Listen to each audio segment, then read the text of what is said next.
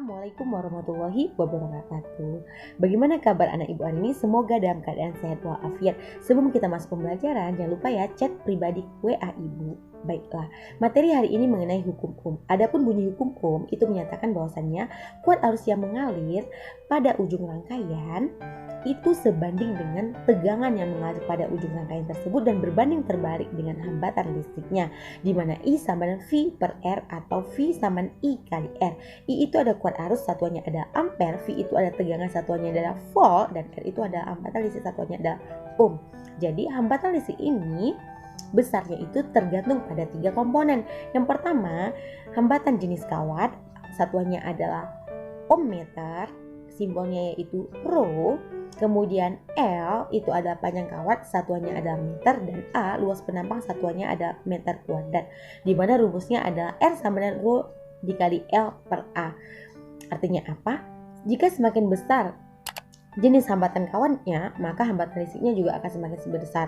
Begitu juga dengan jika besarnya panjang kawat, maka semakin besar juga hambatan listriknya karena berbanding lurus. Tetapi jika luas penampang kawat itu kecil, maka hambatan listriknya juga semakin besar karena berbanding terbalik.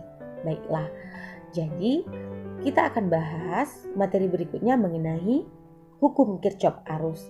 Jadi pada hukum Kirchhoff arus ini ada 2, hukum Kirchhoff 1 dan hukum Kirchhoff 2. Yang akan kita bahas untuk pertama kali adalah hukum Kirchhoff 1. Hukum Kirchhoff 1 itu menyatakan bahwasannya arus yang mengalir pada rangkaian bercabang, jumlah kuat arus yang masuk pada titik cabang itu sama dengan jumlah kuat arus yang keluar pada cabang itu. Artinya apa? Sigma I masuk sama dengan sigma I keluar.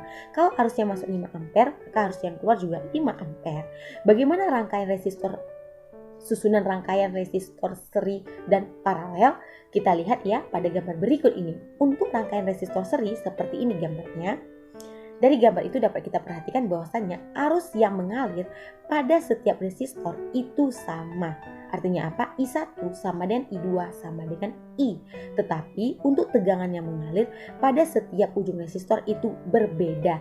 Sehingga V1 tidak sama dengan V2. Berarti V totalnya sama dengan V1 ditambah V2. Tegangan yang mengalir pada ujung resistor itu sebanding dengan hambatannya, di mana V1 per V2 sama dengan R1 per R2. Adapun rangkaian pengganti seri RS sama dengan R1 ditambah R2 ditambah R3 dan seterusnya. Bagaimana kita lihat rangkaian resistor paralel? Kita lihat gambar seperti berikut. Dari gambar ini dapat kita lihat bahwasannya rangkaian resistor untuk paralel itu tegangannya adalah sama, di mana V1 sama dengan V2 sama dengan V. Artinya apa? Setiap tegangan pada resistor itu sama besarnya. Kalau resistor 1 itu tegangannya 3 volt, maka pada resistor kedua juga 3 volt.